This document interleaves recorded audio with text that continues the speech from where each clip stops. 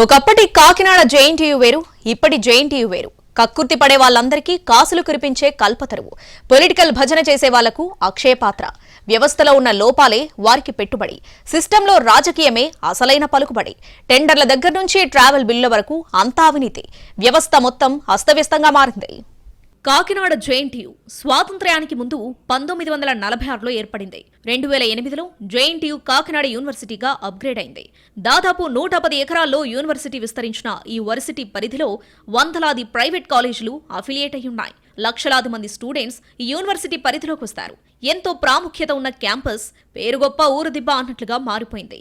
ఏ party అధికారంలో ఉంటే ఆ పార్టీ తరపున వకాల్తా పుచ్చుకోవడం ఆనవాయితీగా మారింది. ఒకరంటే ఒకరికి పడదు. గ్రూపు తగాదాలు, ముఠాలు కడతారు. ఎవరి బ్యాచ్ వారిదే, ఎవరి రాజకీయం వారిదే. ఆధిపత్య పోరు.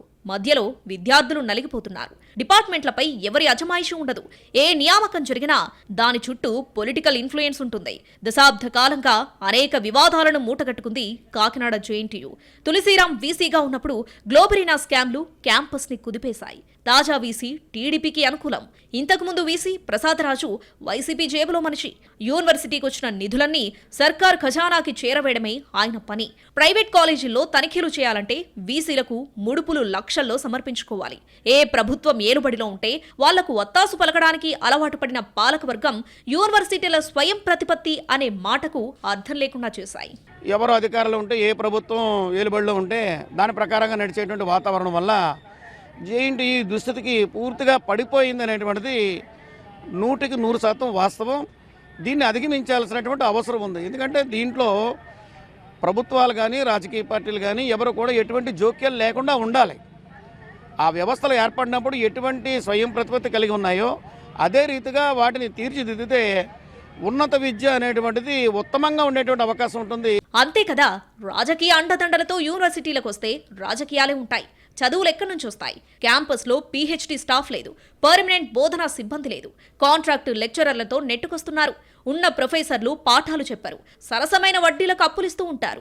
రియల్ ఎస్టేట్ వ్యాపారాలు, ఇతర బిజినెస్లు గట్రా చేస్తూ ఉంటారు. పైగా తాచెడ్డ కోతి వనమెల్ల చెరిచిందని ఉన్న ఒప్పంద ఉద్యోగులను చెడగొడుతూ ఉంటారు.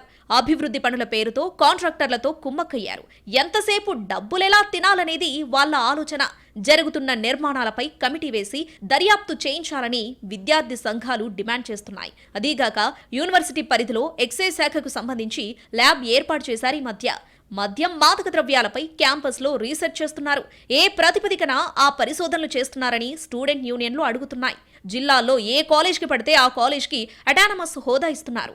ఏ అర్హత చూసిస్తున్నారని, ఎన్ని లక్షల ముడుపులు తీసుకున్నారని స్టూడెంట్స్ ప్రశ్నిస్తున్నారు. జేఎన్టీయూకి సంబంధించి జేఎన్టీయూ కాలేజీ కాకినాడ జిల్లాలో అనేక కాలేజీలకి అటానమస్ హోదా ఇస్తూ ఉంది. అటానమస్ హోదా అన్ని కాలేజీలకి ఇచ్చేస్తూ ఉన్నారు. మేము అడుగుతా ఉన్నాం, అయ్యా మీరు జేఎన్టీయూ వీసీ గారు అలాగే జేఎన్టీయూ సిబ్బంది మీరు ఎటువంటి హోదాలు చూసి అనేక కాలేజీలకి అటానమస్ హోదాలు ఇస్తూ ఉన్నారు? ఆ కాలేజీకి సంబంధించి ఎంతమంది ఉద్యోగులు చేరుతూ ఉన్నారో, ఎంతమంది విద్యార్థులు చేరుతూ ఉన్నారో, ఉద్యోగులకు సంబంధించి పిహెచ్డీ చేసిన ఉద్యోగులా లేకపోతే కాంట్రాక్ట్ ఉద్యోగులా అని చెప్పి మేము అడుగుతూ ఉన్నాం. అలాగే ఎస్ఎఫ్ఐగా ఇప్పుడు ఉన్న అటానమస్ కాలేజీలన్నింటిపైన కూడా ప్రత్యేక కమిటీ వేసి ఆ కమిటీ ద్వారా ఉన్న అటానమస్ క్యాంపస్లన్నీ కూడా న్యాయబద్ధంగా ఇచ్చాయా లేదా అని చెప్పి ఆ కమిటీ చూడాలని చెప్పి మేము ఎస్ఎఫ్ఐగా డిమాండ్ చేస్తూ ఉన్నాం. ఒకప్పుడు జేఎన్టీయూ అంటే హోల్ జిల్లాకే తలమానికంగా ఉండేది. అందులో సీట్ వస్తే ఏ ఐఏఎస్ ఐపీఎస్ అయినంత సంబరపడేవారు. ఇప్పుడంత సీన్ లేదు. అందులో సీట్ వచ్చినా సరే పిల్లల్ని జాయిన్ చేయించడానికి వెనకడుగు వేస్తున్నారు. అన్ని కాలేజీల్లాగే అది ఒక కాలేజ్ అన్న భావన వచ్చింది అందరిలో. అదీగాక క్యాంపస్లో డ్రగ్స్ దొరుకుతున్నాయి. పిల్లలు గంజాయికి అలవాటు పడ్డారు. ఫ్రెష్గా వెళ్ళినా పాడైపోతున్నారు. ఇంత పెద్ద పేరున్న జేఎన్టీయూ నిష్కారణంగా పాడైపోతుందని పేరెంట్స్ ఆవేదన చెందుతున్నారు. ఆ కాంపౌండ్ వాల్లో మాదక ద్రవ్యాలు కూడా అనేక అమ్మకాలు జరుగుతూ ఉన్నాయి. విద్యార్థులు పాడైపోతూ ఉన్నారు. బయట నుంచి ఫ్రెష్గా వచ్చిన పిల్లలు ఆ లోపల నుంచి బయటకు వచ్చేటప్పుడు మాత్రం మత్తు పానీయాలకు అలవాటై బయటకు వస్తూ ఉన్నారు. ఇవన్నీ చూస్తూ ఉంటే ప్రభుత్వ విద్యాలయాలు రోజు రోజుకి నిర్వీర్యం అయ్యే పరిస్థితి కనిపిస్తూ ఉంది. కాబట్టి పేరెంట్గా నా బాధ ఏంటంటే ఇంత పెద్ద పేరున్న జేఎన్టీయూ పూర్వవైభవం కలిగేలాగా ప్రభుత్వం కృషి చేయాలని. ఈ మధ్యనే జేఎన్టీయూ విజయనగరం క్యాంపస్ ఏర్పడింది. ఇక్కడి నుంచి కొత్త ఫ్యాకల్టీని అక్కడికి పంపించారు. వెళ్లిన వాళ్ళంతా జెట్ స్పీడ్తో వెనక్కొచ్చేస్తున్నారు. కారణం, కాకినాడ అయితే దందా నడుస్తుంది. అందుకే ఇక్కడ పాతుకుపోవడానికి ఇష్టపడుతున్నారు. దాంతో విజయనగరం క్యాంపస్లో ఫ్యాకల్టీ కరువైంది. యూనివర్సిటీ ఫండ్స్ ఖర్చు చేసి ఇన్స్పైర్ అనే పేరుతో టింగురంగా అని శ్రీలంక, మలేషియా టూర్లు తిరిగి వస్తున్నారు. ఏదో ఘనకార్యం సాధించినట్లు దానికి ఎక్కడా లేని హడావిడి. అసలు వేరే దేశాలకెళ్లి ఇన్స్పైర్ అయి పాఠాలు చెప్పడానికి అంత ఏముంటుందో తెలియదు. యూనివర్సిటీలో పలు నిర్మాణాలు జరుగుతున్నాయి. దానికి కూడా కమిషన్లు ఇచ్చిన కాంట్రాక్టర్లకే పనులు అప్పగిస్తున్నారు. నిబంధనల ప్రకారం తారు రోడ్లు మాత్రమే యూనివర్సిటీలో ఉండాలి. కానీ క్యాంపస్ మొత్తం సిమెంటు దిమ్మలు పరుస్తున్నారు. వందల ఎకరాల్లో ఉన్న పర్యావరణ సమతౌల్యాన్ని దెబ్బతీస్తున్నారు. క్యాంపస్ ని కాంక్రీట్ జంగిల్గా మారుస్తున్నారు. బిల్డింగ్ల నిర్మాణంలో కానీ మిగతా విషయాల్లో కానీ పూర్తిగా అవినీతిమయంగా మారిపోయిందని చెప్పక తప్పదు. ఎందుకంటే మీరు జేఎన్టీయూలో ఉన్నటువంటి రోడ్స్ని తీసుకోండి, ఎన్విరాన్మెంటల్ ఫ్రెండ్లీ రోడ్స్ వేయాలి, అంటే బీటీ రోడ్స్ వేయాలి. కానీ అక్కడ కాంక్రీట్ జంగిల్గా మార్చేశారు. ఏదో పెద్ద పెద్ద కాంక్రీట్ దిమ్మలు వేసేసి రోడ్లను కట్టేసి మరి చేశారు.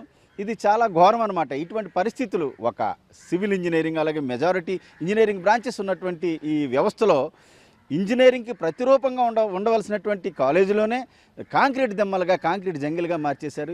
ఇది కరెక్ట్ కాదని చెప్పేసి నేను ఈ సందర్భంగా తెలియజేస్తున్నాను. ఇక్కడ ఏపీపీఎస్సీ మాజీ చైర్మన్ ఉదయ్ భాస్కర్ అనధికార వీసీగా పెత్తనం చలాయిస్తూ ఉంటాడు. ఆయన కనుసన్నల్లోనే అన్నీ జరుగుతూ ఉంటాయి. అండర్ గ్రౌండ్ డ్రైనేజ్ సిస్టమ్ పేరిట అడ్డంగా బొక్కేస్తున్నారు. కాన్వకేషన్ బిల్డింగ్ నిర్మాణంలో అవినీతి భారీగా జరిగింది. చీఫ్ ఇంజనీర్ తనకు నచ్చిన వారికి పనులు అప్పగిస్తారు. తెర వెనక జరిగే తతంకం వేరే ఉంది. ఈ వ్యవహారం వీసీ వరకు వెళ్లినా చర్యలు మాత్రం శూన్యం. VC, registrar, HOD, hostel chief ఇలా ఎవరికి వారు గ్రూపులు, ముఠాలు ఏర్పాటు చేసుకుంటున్నారు. వైస్ ఛాన్సలర్ సలహాదారులుగా 11 మందిని నియమించుకున్నారు. అందులో చాలా మంది గత ప్రభుత్వంలో కీలకంగా వ్యవహరించిన వాళ్లే. పోనీ వాళ్ళేమైనా గొప్ప గొప్ప సలహాలిస్తారా అంటే అది లేదు. వాళ్ళిచ్చే అడ్వైజ్లతో క్యాంపస్ రాత్రికి రాత్రే మారిపోదు. అలాంటప్పుడు అంతమంది సలహాదారులు ఎందుకో అర్థం కాదు. కొందరు ప్రొఫెసర్లు ప్రైవేట్ కాలేజీలకు స్పెషల్ క్లాసులు చెప్పడానికి వెళ్తారు. దానికోసం లక్షల్లో ఛార్జ్ చేస్తున్నారు. నిబంధనల ప్రకారం వేరే కాలేజ్ గడప తొక్కొద్దు. ఉద్యోగం చేస్తున్న యూనివర్సిటీలో పాఠాలు చెప్పడానికి ఇంట్రెస్ట్ ఉండదు. ప్రైవేట్ కాలేజ్కి వెళ్లడానికి మాత్రం తెగ ఆరాటపడుతూ ఉంటారు. ఎందుకంటే డబ్బులొస్తాయి. వ్యవస్థలో ఉన్న లొసుగులు, లోపాలను, హెచ్ఓడీల వీక్ పాయింట్లను పట్టుకుని ఎవరికి వారు పరిస్థితులను అనుకూలంగా మార్చుకుంటున్నారు. జేఎన్టీయూ కాకినాడ పరిధిలో ఉన్న ప్రైవేట్ కాలేజీలు యూనివర్సిటీకి కట్టాల్సిన కామన్ ఫీజులు కట్టకుండా అఫిలియేషన్ అప్లికేషన్ కోసం అఫిడవిట్ దాఖలు చేయాలని ఉచిత సలహాలిస్తున్నారు. Director, legal cell, audit cell ఈ వ్యవహారాన్ని చూసుకోవాలి. వాళ్ళకెందుకు ఈ ఇంట్రెస్ట్ అంటే ఇదంతా సైడ్ ఇన్కమ్ కోసమే అని వేరే చెప్పాల్సిన పని లేదు. అవుట్సోర్సింగ్ ఉద్యోగులను ఇబ్బందులు పెడుతున్నారు. ఫ్యాక్ట్ ఫైండింగ్ కమిటీ పేరుతో ప్రైవేట్ కాలేజ్ నుంచి గట్టిగానే వసూలు చేస్తున్నారు. గ్లోబరీనా స్కామ్ లో నలుగుతున్న వ్యక్తిని జేఎన్టీయూ లీగల్ సెల్ డైరెక్టర్ గా నియమించడం వివాదాస్పదంగా మారింది. ఎవరి ప్రయోజనాల కోసం ఆ నియామకం జరిగింది? స్పోర్ట్స్ కోటా నిధులు భారీగా దారిమల్లుతున్నాయి. ఖర్చు పెట్టకుండానే దొంగ బిల్లులు క్రియేట్ చేస్తున్నారు. టూర్లు వెళ్లకుండానే రికార్డుల్లో రాస్తున్నారు. భజన చేసేవారికి అధిక ప్రయారిటీ ఉంటుంది. హాస్టళ్లలో సిగరెట్లు, మందు కామన్ అయిపోయింది. కనీస పర్యవేక్షణ లేదు. ఏదేమైనా ఘన చరిత్ర కలిగిన కాకినాడ జేఎన్టీయూ ప్రతిష్ట అంతకంతకు మసకబారుతుంది. పొలిటికల్ జోక్యం ఎక్కువయ్యేసరికి ఎవరి స్థాయిలో వాళ్ళు లాబింగ్ చేసుకుంటున్నారు. ఎటు చూసినా అవినీతి, అక్రమాలు. పూర్తి స్థాయిలో ప్రక్షాళన జరిగితే తప్ప ఈ క్యాంపస్ బాగుపడదు.